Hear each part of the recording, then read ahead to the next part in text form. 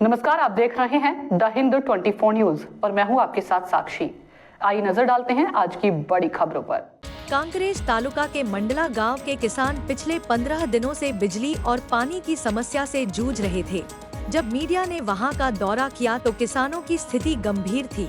जब मीडिया ने 19 सितंबर 2025 को दोपहर 2.55 बजे तालुका विकास अधिकारी श्री नरेश भाई हटार को मोबाइल नंबर 7,57,50,41,95 पर कॉल किया तो उन्होंने कहा कि किसानों की मदद के लिए तालुका विकास अधिकारी भवन में कृषि शाखा है। उन्होंने कहा कि यह मेरा काम नहीं है, बल्कि तालुका के लोग तालुका के पैसे के लिए काम कर रहे हैं, इसलिए वह तालुका के किसानों के सवाल नहीं सुनेंगे और पार्टी के कार्यक्रम में उन्हें समय कहां से मिलेगा।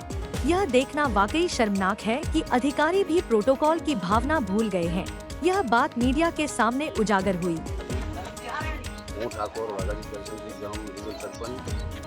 અમારા ગામની અંદર પાણીના પૂરની વ્યવસ્થા ઘણી છે, એના માટે મામલતદારને, ટીડિયા સાહેબને, ટોટલને મારું નિવેદનપત્ર અમને 3 દિવસ પહેલાં પહોંચાડ્યું રૂરલ ગ્રામ પંચાયતનું, તો હજી કોઈ તંત્ર આવી શક્યું નથી।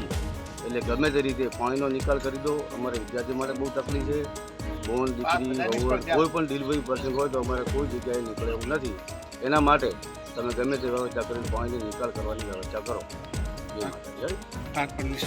हाँ, वसड़ा, रुएल, सांगा, मादला, सिरवाड़ा आ बधी जगहों पर अमारे पाक निष्फल अंदर 100% नुकसान है।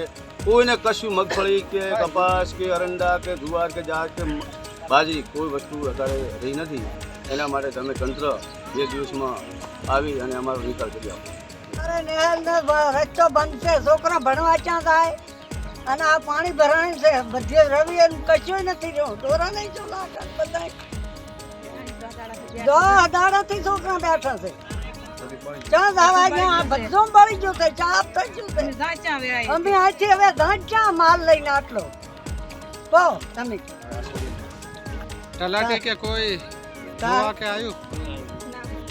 કોઈ નથી આવ્યો, કોઈ નહીં। તારે ક્યાં જવાનું? ઠાકોર મેલાજી જયંતિ રૂવેલમાં અમારે પાણી ભરી છે અને અમારે અઠવાડિયું પાણી ભરાઈ જતા અમારું ગામનું નામ છે રૂવેલ। અમારે જે આ પાણીનો નિકાલ નથી થતો એના કારણે આટલો બધો મુશ્કેલીનો સામનો કરવો પડે છે। અત્યારે અમારા આ પાકેલા બધા પાકો નિષ્ફળ ગયેલા છે। ત્યાંથી દર વર્ષે પાણીનો નિહાર થતો હતો, એ નિહાર અત્યારે હાલની તારીખમાં બંધ છે। એના લીધે આ ઘણું તો મુશ્કેલી પડે છે। એટલે અમારી ખાસ નમ્ર અરજ છે કે જ્યાં પાણીનો આ તળાવ છે જેમનો નિકાલ થાય પહેલો નિકાલ હતો કે અથવા જ્યાં તંત્રને અમારો જ્યાં ઈચ્છા છે એ જગ્યાએ જો આનો નિકાલ થઈ જાય તો અમારે આ બધી મુશ્કેલી કરવી ના પડે। અને કે અત્યારે કોઈ નિકાલ ના થાય તો હજી 2 થી 4 મહિને આ ક્ષેત્ર વરાપવાના છે, ત્યાં ઘડી તો અમે કોઈ વાવેતર કરી શકવાના નથી।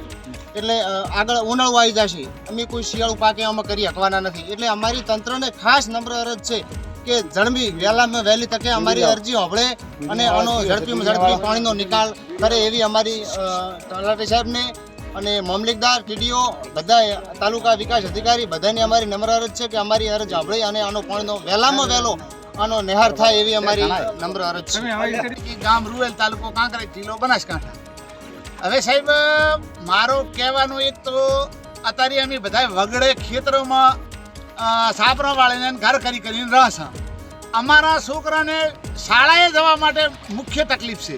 રસ્તા એકદમ ખરાબ છે, રસ્તામાં પાણી ભરાઈ ગયા છે અને બીજા જિલ્લાઓમાં ભાભર તાલુકામાં, સોયગામ તાલુકામાં, વાવ તાલુકામાં બધાય તંત્ર સીએમ સાહેબ સુધી પાસે સંસદ સાહેબ, એમએલએ સાહેબ બધાની નોંધ લીધી છે અને અમારી કોઈ તંત્ર કે કોઈ નોંધ લેતું નથી।